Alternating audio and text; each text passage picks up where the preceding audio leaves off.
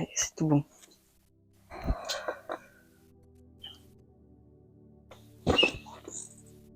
Bonjour à tous, aujourd'hui on se retrouve dans une nouvelle vidéo avec la sœur Lucie, du coup de l'église de Sète aussi. Elle va nous raconter son témoignage et on va l'écouter attentivement. On va pas trop la stresser. Est-ce que tu vas bien? Oui, ça va et toi? Ça va très bien. Bon, on va commencer du coup. Explique-moi ton témoignage et comment tu as rencontré le Seigneur.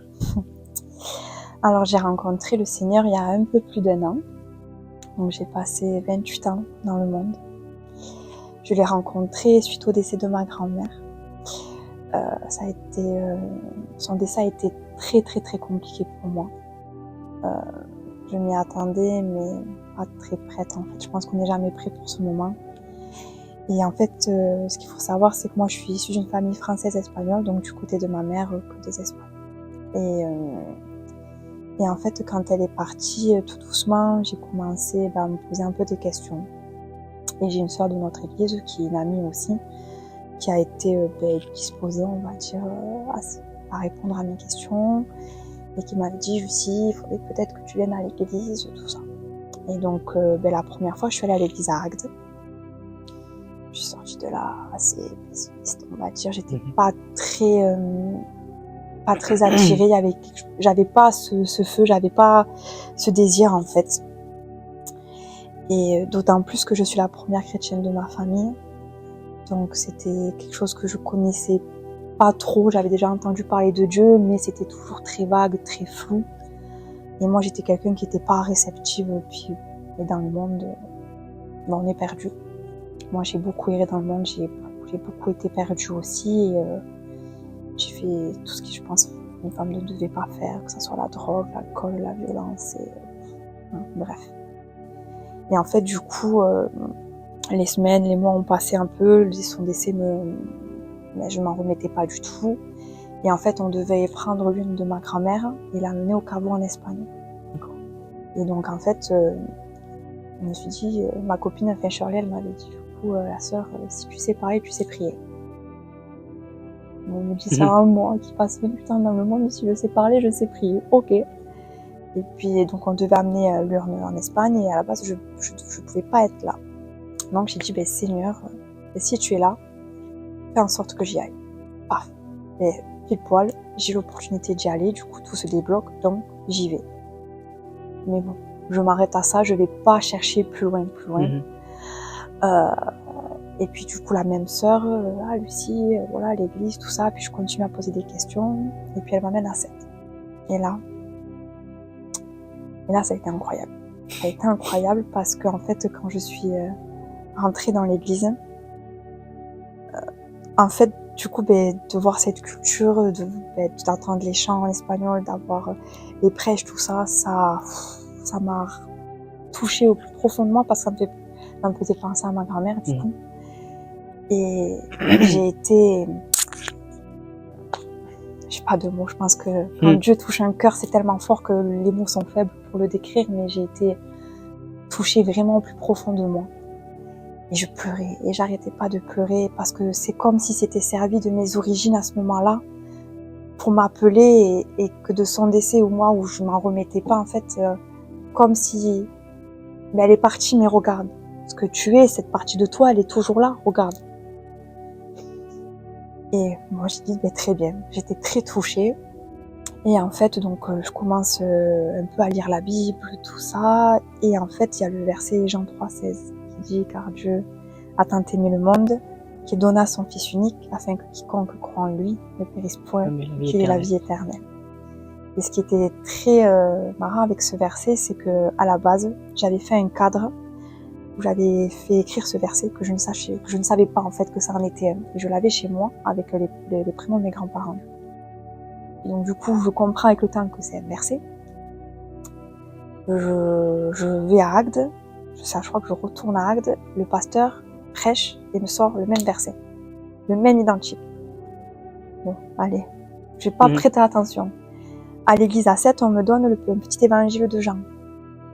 Je lis, paf, je tombe sur le verset. Et ça, mais en l'espace de quelques jours, vraiment. Okay. Et je regarde la série The Chosen, dernier épisode. C'est la première saison, paf, le verset qui sort. Et là, j'ai dit bon, 1 fois, 2 fois, 3 fois, 4 fois, et j'ai dit ok, j'ai compris. Il y a un truc. Ah oui. Mais surtout qu'il est fort ce verset pour moi, il représente vraiment l'amour de Dieu. Oui. Et, et je me souviens, j'étais revenue, et puis je suis revenue à l'église. Et puis là, j'ai dit ok Seigneur, allez, je te suis, on y va. Et je me suis donnée comme ça. Mais moi, pour mon témoignage, je suis pas rentrée par la même porte que tout le monde. Dans le sens que moi, j'ai direct commencé par les combats. Très fort, très vite. Quand je me suis convertie, j'ai vécu une séparation très douloureuse. Je commençais tout doucement à me remettre du décès de ma grand-mère, mais c'était pas encore ça. Puis j'avais passé 28 ans dans le monde, donc j'étais une femme qui, quand elle sortait, buvait énormément, qui était à fond dans la musique du monde. Bon, merci Seigneur, j'avais déjà arrêté de fumer avant, mais bon, j'ai côtoyé la drogue de près, j'en ai vendu, j'étais quelqu'un d'extrêmement violente. Peur de rien, toujours avec un gros sac de haine. Donc j'ai commencé à avoir de forts combats. Et puis ce qu'il y a eu aussi du coup, c'est que j'ai côtoyé de très proche la franc-maçonnerie. Des choses dans lesquelles j'ai grandi, que j'ai côtoyé, je devais même y rentrer. Donc j'ai connu la profondeur des ténèbres dans ce sujet-là, comme dans le monde en général en fait. Et c'est vrai que j'ai dû être délivrée plusieurs fois. J'ai dû faire de lourds renoncements, voilà, tout ce genre de combat. Et ça n'a pas été évident. Mais il y a le verset qui dit que là où le péché abonde, la grâce surabonde. Oui. Et en fait, j'ai compris que les profondeurs des ténèbres que moi j'ai eues, par la franc-maçonnerie que j'ai côtoyée, par la violence que j'ai eue dans le monde, par les problèmes du monde, surtout en tant que femme dans le monde, c'est très compliqué. On n'est pas forcément bien vu, puis même nous, faut dire la vérité, c'est que mais moi en tant que femme, j'avais une mentalité, un raisonnement qui était pas bon. Déjà une femme qui boit, une femme qui vend de la drogue, c'est pas mieux non plus. Et en fait, donc du coup j'ai commencé par ces combats, ça a été très très dur. Mais je me suis accrochée et le Seigneur en fait pour moi le Seigneur il m'a délivrée, mais au moment où je touchais le fond de mes ténèbres, en fait lui est arrivé et Il a tout refait. mais il a tout fait reculer et il m'a sauvée. Souvent j'entends mais Jésus sauve, oui c'est vrai, mais moi il m'a littéralement sauvée. J'étais censée dans quelques années rentrer dans la franc-maçonnerie, tout ça, et j'ai touché aussi un peu à l'occultisme donc, mais lui il m'a sauvée. J'avais été donnée au diable et de ce sacrifice que j'avais été pour le diable, et lui il m'a récupérée et il m'a mis dans le royaume de Dieu. C'est fort. Et là, je dis, waouh. Ce qui a été dur, ça a été les combats, parce que du coup, j'ai pas su directement rentrer dans la grâce et dans l'amour de Dieu, qu'il fallait directement, avec tout ce que j'avais eu dans le monde pendant ces 28 années, mais que j'ai dû combattre, Oui. Écraser la chair. Et ce qui a été très fort, c'est qu'au début de ma conversion, j'ai rêvé que j'étais crucifiée. Oui, ça a été mon premier rêve. Incroyable. Au début, je ne me suis pas reconnue. Je voyais une femme sur la croix, crucifiée, et j'entendais parler, mais j'ai pas compris de suite. Et c'est quelques secondes après que je dis mais c'est moi. Donc en fait j'étais crucifiée à la croix, et au loin, à ce moment-là, je vois ma mère qui arrive. Parce qu'à cette époque-là, au tout début de ma conversion, j'ai une relation avec ma maman qui était très difficile, très conflictuelle, il y a eu beaucoup de violence, moi vis-à-vis d'elle. Donc pas de pardon, beaucoup de choses qui traînaient, et en fait je vois ma mère du coup qui s'approche de ma croix. Et là, je n'ai plus les mains crucifiées, je n'ai que les pieds. Et elle s'approche et je la prends dans mes bras. Incroyable. Le rêve s'est terminé là.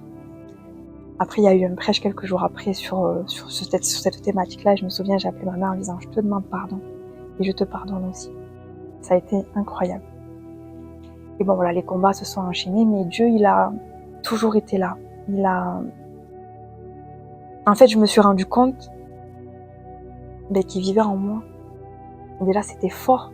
Parce que j'avais tellement été noyée dans mes combats que j'ai pas vu en fait tout ça. Je savais que Dieu m'avait sauvée, mais les combats étaient tellement durs que c'était compliqué, vraiment. Et Dieu m'a beaucoup parlé aussi à travers mes rêves, et il a Il a changé ma vie. Beaucoup. Il m'a donné une paix, une joie et un amour. Un amour. Moi, j'aime bien dire que Dieu, c'est un père avec un cœur de mère. Parce qu'il a cette douceur, cette générosité. Et puis, quand on prend vraiment conscience de la croix et de ce que ça représente, c'est incroyable. Comment on ne peut pas ne pas se tourner vers Dieu. Parce que moi, vraiment, au fin fond des ténèbres, il est venu me chercher. Malgré que je sois quelqu'un de très violente, qui parlait mal, qui était toujours en train de péter un câble, qui sortait énormément, qui buvait comme un bonhomme, malgré tout ça, en plus, je suis très grosse tatouée, ça se voit pas, mais je le suis. Et pareil, au tout début de ma conversion, je suis allée me faire tatouer. Quelque chose qu'il fallait pas, bien évidemment. J'ai fait tatouer un serpent. Mais à ce moment-là, et voilà. Après, je sais pas, c'est... Voilà. T'étais pas super consciente. Et j'ai eu un tiraillement au fond de moi. Et là, on comprend mieux le verset qui dit qu'on ne peut pas, je crois que c'est dans l'Apocalypse qui dit, parce que tu as été ni chaud, ni froid, mais parce que tu as été tiède, entre deux feux. Et en fait, Dieu nous dit, en fait, tu peux pas être dans le monde et être avec moi. C'est soit t'es avec moi, soit t'es là-bas. J'ai eu un tiraillement, je suis allée me faire tatouer quand même. Alors, bien sûr, j'ai demandé pardon. Le Seigneur m'a quand même repris avec douceur. Mais il m'a fait comprendre aussi.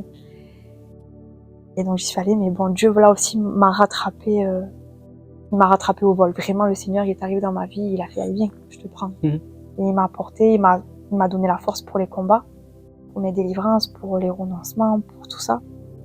Parce qu'on combat aussi la chair, beaucoup. Moi, c'est aussi mon combat encore actuel. Mais il a changé toute ma vie, il m'a aidé dans le deuil de ma grand-mère, du coup. Et dans toutes ces choses-là, et puis il m'a donné de l'amour. Il a pourvu quand j'en avais besoin, il m'a porté. Ouais, et j'aime Jésus, quoi. C'est toute ma vie aujourd'hui. Je suis fière de ma foi. Et ça change énormément. Une vie, c'est incroyable. Et aujourd'hui, je rentre par contre dans le repos de Dieu. J'y rentre tout doucement. Et la grâce de Dieu, elle est... Pareil, quand on prend conscience de la croix, mais qu'on prend conscience de la grâce, je te dis, mais je mérite rien. Avec tout ce que j'ai fait et tout ce que je t'ai encore fait, mais tu es là pour moi. Oui. T'as porté une croix qui était si lourde de nos péchés. T'as pas reculé. T'es allé pour moi à la croix. Et ce qui était fort, c'est qu'après, j'ai compris aussi qu'il avait fait pour mes parents. Parce que ça, j'en avais pas conscience non plus. Et ça a débloqué beaucoup de pardon. Tout ça, et puis j'ai fait un autre rêve, du coup. Parce que quand on sort du monde, forcément, il y en a un qui est pas content. Oui. Et j'ai fait, du coup, un autre rêve, où je l'ai vu. Un ennemi. Chez moi. En haut de mes escaliers, sur ma mezzanine. Je me vois en train de dormir. Et en fait, je le vois sous forme d'une bête. Mais noire, avec des yeux rouges. Mais alors, vraiment, fallait le voir. Et là, en fait, dans le rêve, il me saute dessus. Et je tombe de mon lit. Et à ce moment-là, je l'ai comme ça sur moi. Et je le tords en deux. Et je lui dis, oh non, Jésus, non, en fait. Et je le tords. Pof. Mais alors, la force, vraiment surnaturelle dans le rêve. Vraiment la force de Dieu. Et je le tords et je dis, mais non, en fait. Non. Parce que le combat, il est là aussi. C'est que quand on sort de là où je suis sortie, il faut rester ferme. Et lui, il se sert de tout. De tout. Il nous refait tomber dans le passé. De tout. Il s'immisce dans les rêves. Mais Dieu, il donne la force. Parce que la croix, c'est le tout accompli. Voilà. Bon, mais c'est un témoignage vraiment impactant quand même. Grâce à Dieu. C'est Dieu qui fait, c'est pas moi. En plus, ça doit être encore plus beau de se dire que c'est un choix que tu as fait dans le sens où pendant 28 ans, tu as été pas dans ça, en fait, et que tu as voulu rentrer dans les choses de Dieu. Ça, c'est encore plus incroyable. Mais parce que je pense que c'était ça qui allait me sauver. Parce que, tu vois, quand on entend parler de Dieu, des fois, dans le monde, je trouve que c'est... Comment dire ? En fait, on se rend pas compte. Et puis, le monde, il nous aveugle tellement. On est tellement dans de l'ignorance que quand, limite, moi, on m'a dit les premières fois, oui, mais tu sais, il y a Dieu. mais Dieu, d'accord, mais c'est qui, Ouais. qu'est-ce qu'il a fait? Pourquoi tu me parles de lui? Et moi, j'étais une jeune femme, malheureusement, tellement perdue dans le monde que je pouvais me dire Mhm. que ça m'impactait Ouais, pas. ça, c'est une Il chose. a vraiment fallu le décès de ma grand-mère pour que ça me touche, parce que c'est vraiment quelques temps après que Dieu a commencé à me parler à travers la sœur, que moi j'ai commencé à me poser des questions. Et j'ai toujours eu à cœur de me dire que de quelque chose qui, moi, m'avait fait mal, parce que vraiment son décès, j'ai très mal vécu, pour tout te dire. Chez moi, c'est comme si j'avais fait un mausolée d'elle. Les photos, je dormais avec les affaires, j'avais ses draps, tout. J'avais qu'on appelle ça, oui, comme un voile que moi je servais pour la prière. Donc, en fait, j'étais morte. Déjà que j'étais morte dans le monde, mais son décès, en fait, c'est comme s'il m'avait encore plus enfoncée. Et le Seigneur, en fait, à travers son décès, déjà, il m'a rappelé aussi ma culture, mes origines, puisque c'est quelque chose de fort chez moi, puisque j'ai une mère qui n'est pas née en France, mais en Espagne. Donc, c'était quelque chose que elle m'avait transmis aussi. Mhm. Donc, déjà, il m'avait rappelé ça, mais en plus, le plus important, c'est qu'il m'a rappelé que j'étais vivante. Et que j'avais la vie, que j'étais pas morte, que j'étais pas à 8 pieds sous terre. Et c'est ça aussi qui a été fort quand j'ai rencontré Dieu tout doucement, c'est que, mais ma fille, vis. La Bible, elle dit, laissez les morts s'occuper des morts. Sauf que moi, je me comportais comme une morte. Et ça a été pareil, le miracle de ma vie. Parce que je me suis dit, mais Lucie, mais tu es vivante. C'est fort. C'est peut-être que pour des personnes, quelqu'un dans le monde, mais moi, je t'aurais dit ça il y a 10 ans, je t'aurais dit, ben oui, je suis vivante, je sais. Mais non, j'étais morte et dans les ténèbres. Et là, je suis vivante dans la lumière de Dieu. Et ça, c'est quelque chose qui a été très impactant de la part de Dieu, c'est de me dire, mais tu es vivante. Alors vis. Et en plus, c'était de me dire, mais tu n'as pas besoin de combattre pour survivre. Parce que pareil, j'étais quelqu'un qui combattait toujours pour survivre, parce que j'ai vécu beaucoup de violence dans le monde. J'ai connu la violence, j'ai connu des choses très dures.